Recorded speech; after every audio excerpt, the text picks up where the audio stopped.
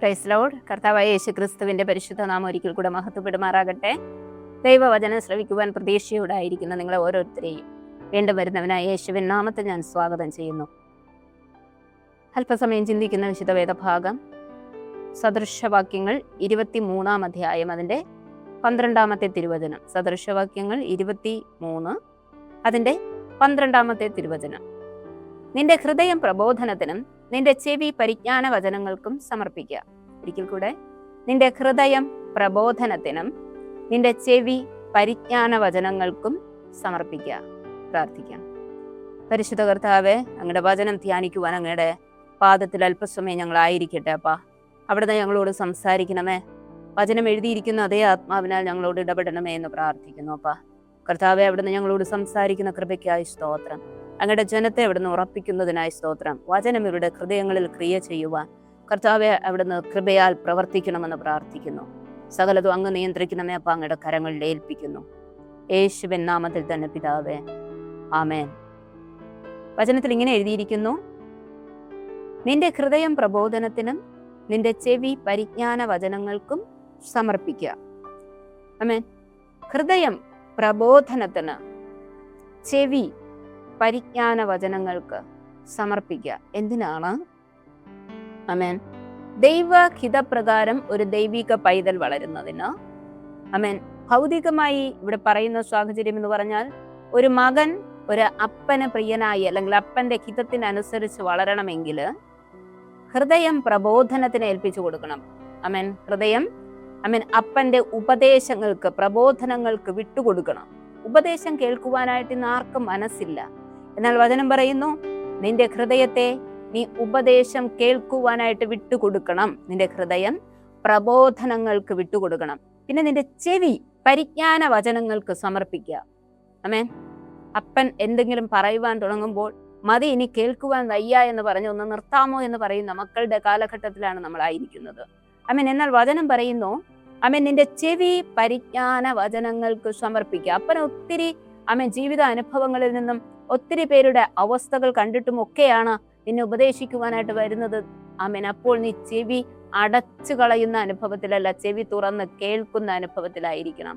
അതാണ് വേദപുസ്തകം പഠിപ്പിക്കുന്നത്. ആമേൻ. ഈ അനുഭവത്തെ നമുക്ക് ആത്മീയ തലത്തിൽ ഇവിടെ എഴുതപ്പെട്ടിരിക്കുന്നത് ഇങ്ങനെയാണ്: ദൈവം നമ്മോട് പറയുന്ന ആലോചനകളെ ഏറ്റെടുക്കുവാൻ, ദൈവവചനത്തിന് നമ്മുടെ ചെവിയെ കൂർപ്പിക്കുവാൻ, ശ്രദ്ധിക്കുവാൻ നമ്മൾ മനസ്സ് വയ്ക്കണം. ഹല്ലേലൂയ. നമ്മുടെ ഹൃദയത്തിൽ ദൈവവചനത്തിന്റെ ഉപദേശങ്ങൾക്ക്, നമ്മുടെ ചെവിയിൽ ദൈവത്തിന്റെ പരിജ്ഞാന വചനങ്ങൾക്ക് നാം സ്ഥാനം കൊടുക്കണം. ഹല്ലേലൂയ. കേൾക്കുവാനും ഹൃദയത്തിൽ അത് സൂക്ഷിക്കുവാനും നമ്മൾ മനസ്സ് വയ്ക്കണം. ഹല്ലേലൂയ. അതുകൊണ്ടാണ് ഇസ്രായേൽ ജനത്തെ വിളിച്ചിറക്കി കൊണ്ടുവന്ന ദൈവിക കൽപ്പനകളെ അവർക്ക് കൊടുത്തിട്ട് ആവർത്തന പുസ്തകത്തിലൂടെ യഹോവയായ ദൈവം ജനത്തോട് വിളിച്ചു പറയുന്നത്, നീ എന്റെ വചനങ്ങളെ അനുസരിച്ചു നടക്കണം. ആമേൻ. കൽപ്പനകളെ നീ അനുസരിക്കണം എന്ന്. ഇവിടെ ഇതാ സദൃശവാക്യങ്ങൾ ശലോമോൻ ജ്ഞാനിയാണ് എഴുതുന്നത്. ദൈവത്തിന്റെ നിയോഗപ്രകാരം ദാവീദ് രാജാവിന് ഇസ്രായേൽ ജനത്തെ വഴി നടത്തുവാൻ തക്കവണ്ണം അനുഗ്രഹിക്കപ്പെട്ട സകല ജ്ഞാനത്തിന്റെയും പൂർണ്ണതയുള്ള ഒരു മകനെ കൊടുത്തു. അതാണ് ശലോമോൻ ജ്ഞാനി. ഈ സോളമൻ രാജാവ് ദൈവിക പരിജ്ഞാനത്തെ ആഗ്രഹിച്ചുകൊണ്ട് ദൈവസന്നിധിയിൽ താൻ ആലയം പണിയുകയും ദൈവത്തിന്റെ ആലയത്തെ പ്രതിഷ്ഠിക്കുകയും ദൈവസന്നിധിയിൽ പ്രാർത്ഥിക്കുകയും ചെയ്തു. തന്റെ പ്രാർത്ഥന ഇതായിരുന്നു: ദൈവമേ, അങ്ങ് വലിയൊരു കൂട്ടം ജനത്തെ മേയ്ക്കുവാനായിട്ട് എന്നെ രാജാവാക്കിയിരിക്കുന്നു. ഇവരെ വഴി നടത്തുവാനുള്ള ജ്ഞാനവും പരിജ്ഞാനവും വിവേകവും എനിക്ക് തരണമേ എന്ന്. ദൈവം പറഞ്ഞു, എന്റെ ആഗ്രഹപ്രകാരം എന്റെ ജനത്തെ നടത്തുവാൻ നീ എന്നിൽ നിന്നുള്ള ജ്ഞാനത്തെ ആഗ്രഹിച്ചത് കൊണ്ട്, നീ ആഗ്രഹിക്കാത്തതായ സകലവിധ ഭൗതിക നന്മകളും, സ്വർണവും വെള്ളിയും ധനവും സമൃദ്ധിയും ജ്ഞാനവും സകലതും നിനക്ക് തന്ന ഞാൻ നിന്നെ അനുഗ്രഹിച്ചിരിക്കുന്നു എന്ന്. സോളമനെ പോലെ ജ്ഞാനിയായി ഭൂമിയിൽ പിന്നെ ആരും ഉണ്ടായിട്ടില്ല എന്നാണ് വേദപുസ്തകം പഠിപ്പിക്കുന്നത്. അത്രത്തോളം ജ്ഞാനിയായിരുന്നു. പലരും സോളമന്റെ ജ്ഞാനത്തെ പരീക്ഷിക്കുവാനായിട്ട് രാജാവിന്റെ അടുക്കൽ വന്നു. ആർക്കും ജയിക്കുവാനായിട്ട് കഴിഞ്ഞില്ല. ഹല്ലേലൂയ.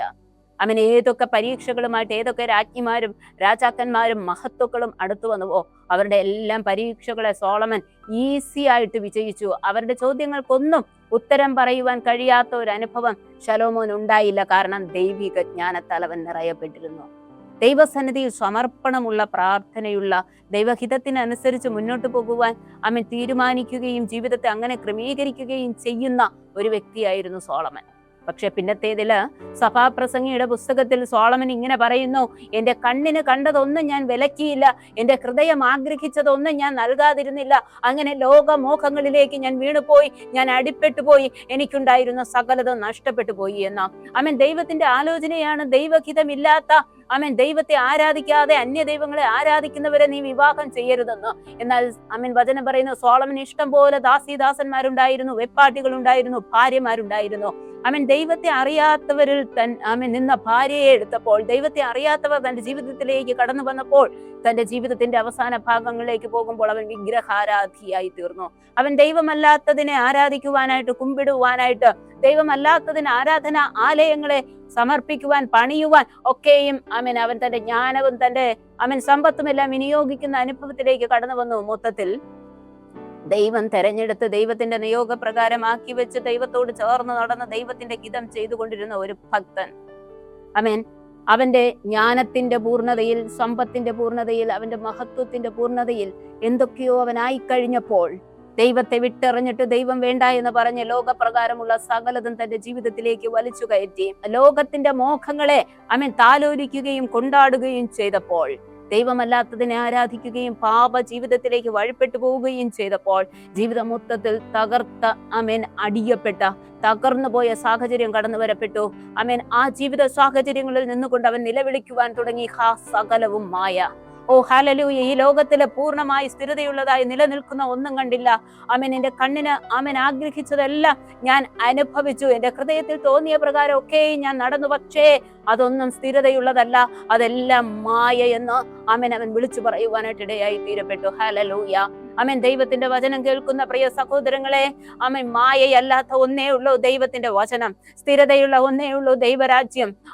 ദൈവസന്നിധിയിൽ കടന്നെത്തുവാനായിട്ട് നാം ചെയ്യുന്ന ഓരോ പ്രവൃത്തികളും അതാണ് നിലനിൽക്കുന്നത്. ദൈവ സ്നേഹത്തോടെ, ദൈവ ഭയത്തോടെ ഈ ഭൂമിയിൽ നാം ജീവിക്കുന്നു എങ്കിൽ നമുക്ക് നിത്യതയിലേക്ക് കടന്നു ചെല്ലുവാനായിട്ട് കഴിയപ്പെടും.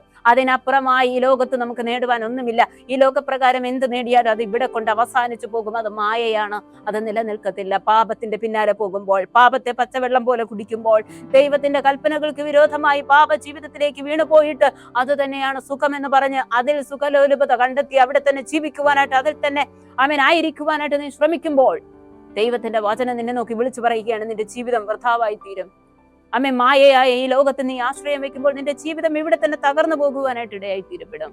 ഒരുപക്ഷെ എല്ലാം ഉണ്ട് എന്ന് പറഞ്ഞുകൊണ്ട് നീ പാപത്തിലേക്ക് വീണുപോയ വ്യക്തിയായിരിക്കാം. അവസാനം സകലതും നഷ്ടപ്പെട്ട് ഈ പാപ സ്വഭാവം കാരണം നീ ഒരുപക്ഷെ മദ്യപാനത്തിലേക്ക് വീണിട്ട്, വെറിക്കൂത്തിലേക്ക് വീണിട്ട്, ബന്ധങ്ങളിലേക്ക് നീ പോയിട്ട് സകലതും നഷ്ടപ്പെട്ട ഒരു വ്യക്തിയായി തീർന്നിട്ട് ഈ വചനം കേൾക്കുന്നുണ്ടെങ്കിൽ കർത്താവിന്റെ ആത്മാവ് നിന്നോട് വിളിച്ചു പറയുകയാണ്, സകലതും മായയാണ്.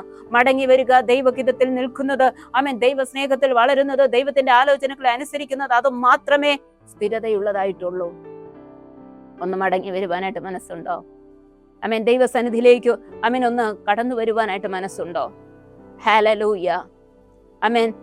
ദോഷം അകറ്റി നടക്കുന്നത്, സദൃശവാക്യങ്ങളിൽ ജീവിതത്തിന്റെ സകല പാപങ്ങളിലൂടെയും കടന്നുപോയി സകലതും അനുഭവിച്ചറിഞ്ഞിട്ട് ശലോമോൻ ഞാൻ ഈ സദൃശവാക്യങ്ങളിൽ വിളിച്ചു പറയുകയാണ്, ദൈവത്തെ അറിയുന്നത് തന്നെയാണ് ജ്ഞാനം. പരിജ്ഞാനം എന്ന് പറയുന്നത് ആ സർവശക്തനായ ദൈവത്തെ കുറിച്ചുള്ള അറിവാണ്. ദോഷം അകറ്റി നടക്കുന്നതിനാണ് വിവേകം എന്ന് പറയുന്നത്. ഹല്ലേലൂയ! നിന്റെ ജീവിതത്തിൽ ദൈവത്തെ അറിയുകയും ദോഷം അകറ്റി നടക്കുകയും വേണം. പാപത്തെ വിട്ടൊഴിഞ്ഞു നടക്കുക, അതാണ് ദോഷം അകറ്റി നടക്കുക. ഹല്ലേലൂയ! ദോഷമില്ലാതെ, പാപമില്ലാതെ ജീവിക്കുകയും ദൈവത്തെക്കുറിച്ചുള്ള പരിജ്ഞാനത്തിൽ വളരുകയും ചെയ്യണം. ദൈവഭയത്തിലും ദൈവ സ്നേഹത്തിലും വളർന്നുകൊണ്ട് പാപത്തെ വിട്ടൊഴിഞ്ഞ് ജീവിക്കുവാനായിട്ട് നീ ഒന്ന് മനസ്സ് വയ്ക്കുമോ? കർത്താവ് നിന്നെ കുറിച്ച് അതാണ് ആഗ്രഹിക്കുന്നതെന്ന്. ജീവിതത്തിന്റെ സകല വഴികളിലൂടെ യാത്ര ചെയ്ത് തകർന്നടിഞ്ഞു പരാജയപ്പെട്ട ജീവിതത്തിൽ ശലോമോൻ ജ്ഞാനി വിളിച്ചു പറയുകയാണ്, ദൈവത്തിന്റെ പിന്നാലെ പോകുന്നത് മാത്രമേ സ്ഥിരതയുള്ള ജീവിതമായുള്ളൂ. ദൈവം എന്നെ തെരഞ്ഞെടുത്തു, ദൈവം എനിക്കെല്ലാം തന്നു, ഇസ്രായേലിനെ നടത്തുവാൻ തക്കവണ്ണം ജ്ഞാനവും സമ്പത്തും സകലതും എനിക്ക് തന്നു. പക്ഷേ ദൂർത്തടിച്ച് ദൈവഹിതമില്ലാത്ത വഴിയിലൂടെ ഞാൻ യാത്ര ചെയ്ത് സകലതും ഞാൻ നശിപ്പിച്ചു കളഞ്ഞപ്പോൾ ഇപ്പൊ ഞാനിതാ ഒന്നുമില്ലാത്തവനായി തീരപ്പെട്ടിരിക്കുന്നു. എല്ലാം മായയാണ്, എല്ലാം നഷ്ടപ്പെട്ട അനുഭവത്തിൽ ഞാൻ ആയിരിക്കുന്നു. ലോകം എനിക്കൊന്നും നൽകിയില്ല.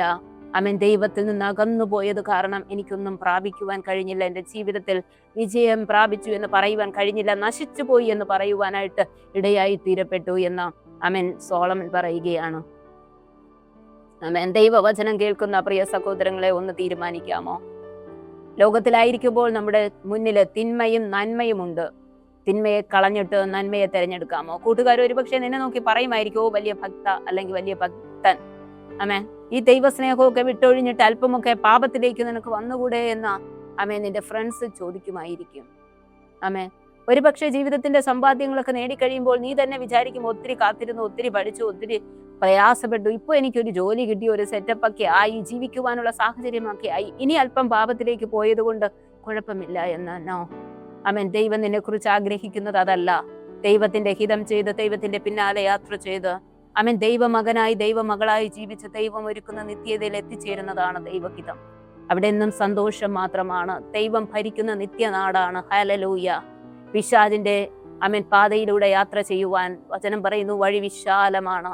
ആമേൻ. നിനക്ക് സുഖലോലുപമായി സഞ്ചരിക്കുവാൻ വിശാലമായ വഴികളുള്ളിടത്തേക്ക് നീ ആമേൻ അത് തെരഞ്ഞെടുത്ത് അതിന്റെ പിന്നാലെ പോകരുത്. ഹല്ലേലൂയ.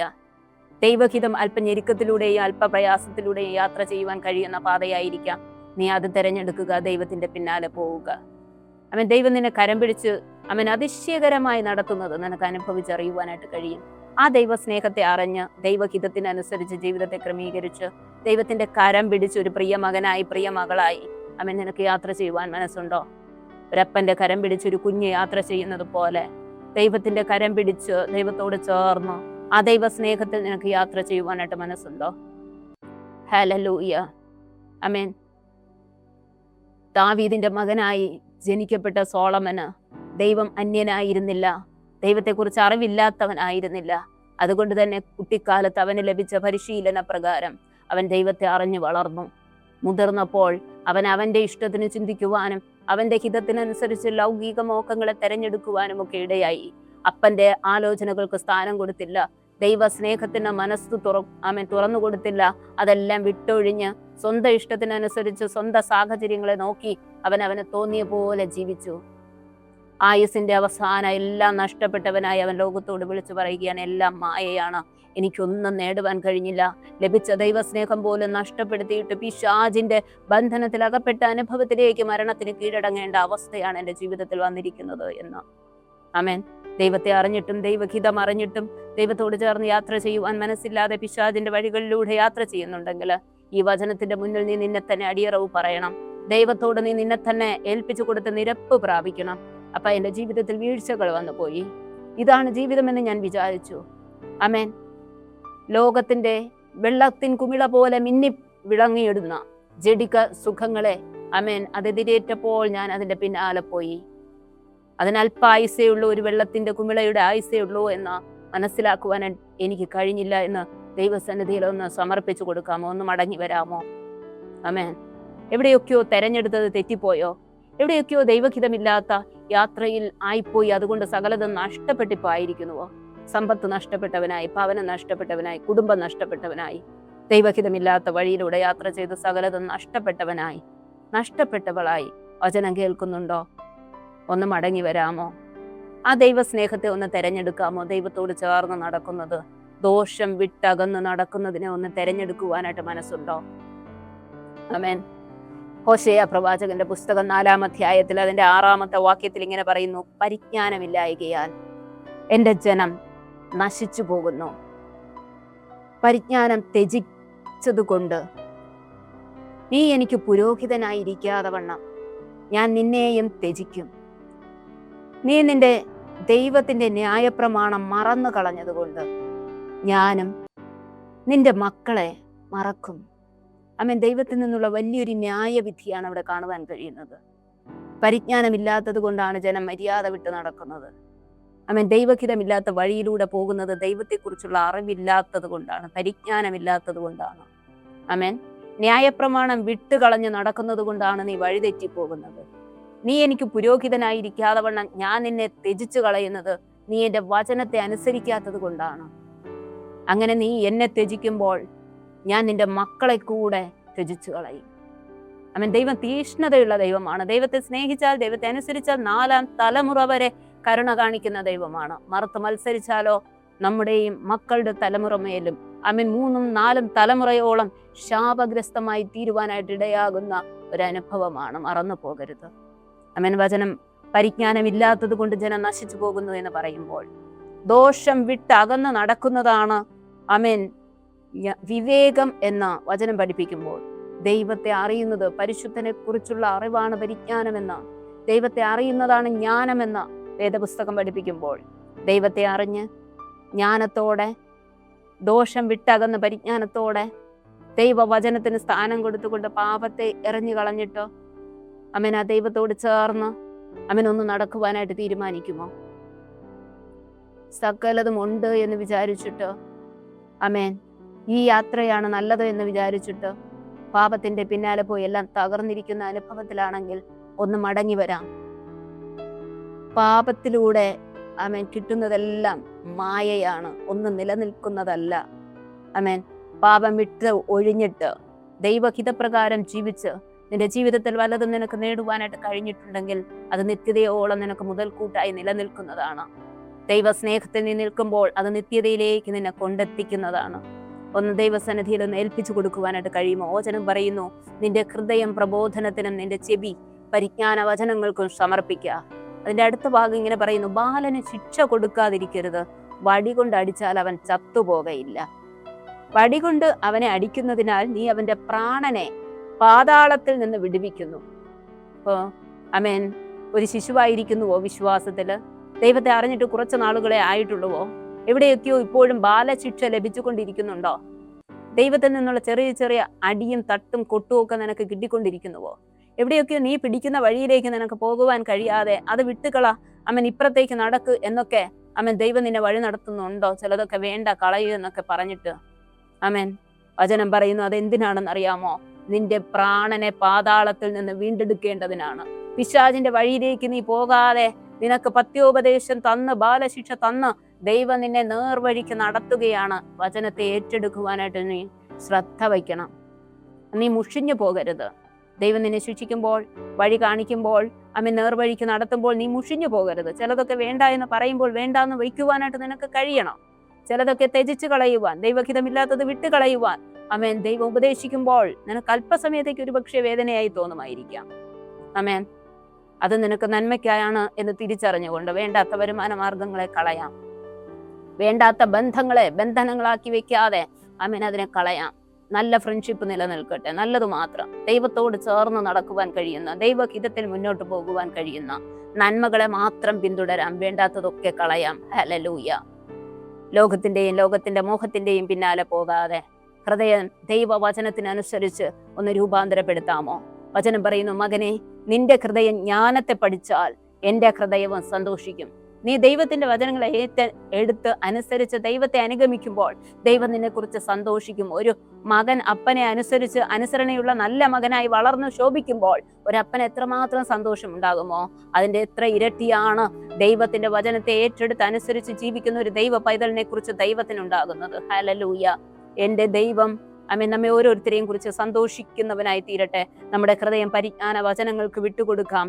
ആമേൻ വചനം പറയുന്നു, നിന്റെ അധരം നേർ സംസാരിച്ചാൽ എന്റെ അന്തരംഗങ്ങൾ ആനന്ദിക്കും. എന്റെ ഹൃദയത്തിന്, എന്റെ മനസ്സിന് സന്തോഷമുണ്ടാകുന്നത് നിന്റെ ഹൃദയം നേര് സംസാരിക്കുമ്പോഴാണ്, നിന്റെ അധരം നേര് സംസാരിക്കുമ്പോഴാണ്. നിന്റെ വായ് കൊണ്ട് നേര് എന്ന് പറയുന്നത്, സത്യം എന്ന് പറയുന്നത് ദൈവത്തിന്റെ വചനമാണ്. ആമേൻ ദൈവവചനം നീ പറയുമ്പോൾ, ദൈവവചനം നിന്റെ ഹൃദയത്തിൽ സംഗ്രഹിക്കുമ്പോൾ, നേരിന് ശ്രദ്ധ വച്ച് നീ നേര് സംസാരിക്കുവാൻ ആഗ്രഹിക്കുമ്പോൾ ദൈവം ആമേൻ നിന്നെ കുറിച്ച് സന്തോഷിക്കും. ഹല്ലേലൂയ.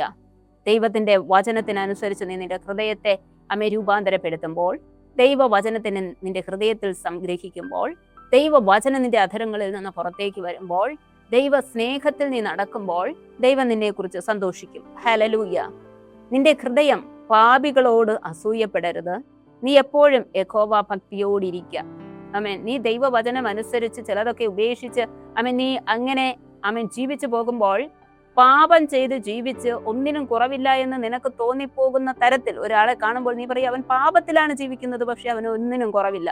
അങ്ങനെ പറഞ്ഞ് അവനോട് അസൂയപ്പെടരുത്. കാരണം നീ ഭൗതികമായി കാണുന്നത് നോക്കിയിട്ട് അവനെ വിധിക്കുവാൻ ശ്രമിക്കുമ്പോൾ ഒരുപക്ഷെ അകത്ത് പൊള്ളയായി സകലതും നഷ്ടപ്പെട്ട് ഈ പുറമേയുള്ള ജീവിതത്തിൽ മാത്രമായിരിക്കും അവനെ നിനക്ക് കാണുവാനായിട്ട് കഴിയുന്നത്. എന്നാൽ ദൈവം പറയുന്നു, നീ അങ്ങനെ കണ്ടിട്ട് അവനോട് അസൂയപ്പെട്ട് പാപത്തിൽ ജീവിക്കുന്നവനെല്ലാം ഉണ്ടല്ലോ എന്നുള്ള അസൂയ നിന്റെ ഉള്ളിലേക്ക് വരാതെ അതിനെ മാറ്റി നിർത്തിയിട്ട് ദൈവവചനത്തെ അനുസരിച്ച് ദൈവത്തിന്റെ ഹിതത്തിനൊത്തവണ്ണം നേരെ സംസാരിച്ച് ഹൃദയത്തിൽ വചനത്തിന് സ്ഥാനം കൊടുത്ത് ദൈവത്തിന് സ്ഥാനം കൊടുത്ത് നിന്റെ ജീവിതത്തെ നേർവഴിക്ക് ക്രമീകരിക്കുവാനായിട്ട് നിനക്ക് മനസ്സാകണം. ഹല്ലേലൂയ. വചനം പറയുന്നു, നീ എല്ലായ്പ്പോഴും യഹോവ ഭക്തിയോടെ ഇരിക്കണം, അപ്പോൾ ഒരു പ്രതിഫലമുണ്ടാകും നിശ്ചയം, നിന്റെ പ്രത്യാശയ്ക്ക് ഭംഗം വരികയുമില്ല. യഹോവ ഭക്തിയോടിരിക്കുന്ന ഒരു വ്യക്തിയെ സംബന്ധിച്ച് അവന്റെ ഒരു പ്രതീക്ഷയും നശിച്ചു പോകത്തില്ല. ആമേൻ. അവൻ ജീവിതത്തിൽ ഇന്നതായി തീരണമെന്ന് വിചാരിച്ചാൽ അവനായി തീരും. ആമേൻ. നിന്റെ ജീവിതത്തിൽ ഒരു പ്രതീക്ഷ വേണം. ആമേൻ. എന്റെ ജീവിതത്തിൽ ഇന്ന ഉയരങ്ങളിൽ എത്തണം, ഇന്നതൊക്കെ ആയിത്തീരണം, ഇന്നതൊക്കെ എനിക്ക് നേടുവാൻ കഴിയണം, എനിക്കൊരു ജോലി കിട്ടണം, ആമേൻ, എനിക്കൊരു ഭവനം വെക്കണം, എനിക്കൊരു വാഹനം മേടിക്കണം. ഇങ്ങനെ നിന്റെ ജീവിതത്തിൽ ഒത്തിരി പ്രതീക്ഷകളും പ്രത്യാശകളും കാണും. യഹോവ ഭക്തിയോടെ നീ ഇരിക്കുന്നു എങ്കിൽ ആ നിന്റെ പ്രതീക്ഷകളെല്ലാം നിനക്ക് സാധ്യമാക്കുവാൻ കഴിയും.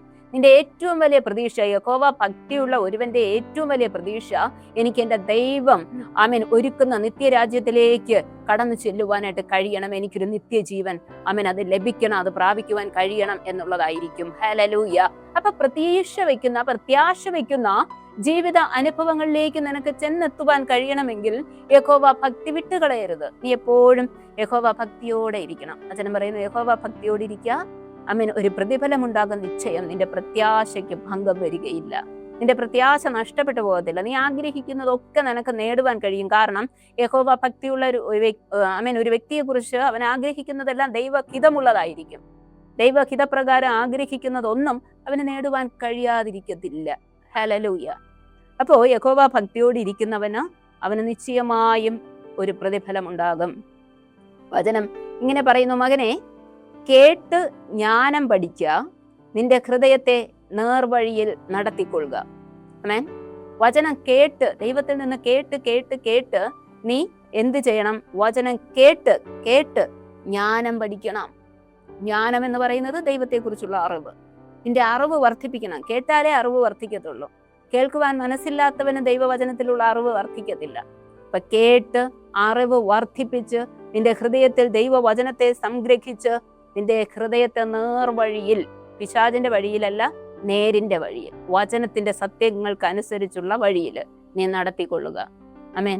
ദൈവത്തിന്റെ വചനം ഇങ്ങനെയാണ് പറയുന്നത്. ആരാണ്? ലോകത്തെ നന്നായി അനുഭവിച്ച് ജീവിതമെല്ലാം നഷ്ടപ്പെട്ടു പോയ ശലോമോൻ ജ്ഞാനി ആമേൻ ഉപദേശിക്കുകയാണ്, ഇതിലൊരു കാര്യവുമില്ല, ലോകത്തിന്റെ പിന്നാലെ പോയാൽ സകലതും തകർന്നു പോയി, നശിച്ചു പോയി. ആമേൻ. അതുകൊണ്ട് എന്നെപ്പോലെ നിങ്ങളായി തീരാതിരിക്കേണ്ടതിന് നിന്റെ ഹൃദയത്തെ ദൈവത്തിങ്കൽ നടത്തിക്കൊള്ളുക, ദൈവവചനത്തിനനുസരിച്ച് നേർവഴിയില് നീ നടത്തിക്കൊള്ളുക. ഹല്ലേലൂയ. ആമേൻ. അതുകൊണ്ട് ആ വചനം ഇങ്ങനെ പറയുന്നത്, മകനെ, കേട്ട് ജ്ഞാനം പഠിക്കുക, നിന്റെ ഹൃദയത്തെ നേർവഴിയിൽ നടത്തിക്കൊള്ളുക. ആമേൻ.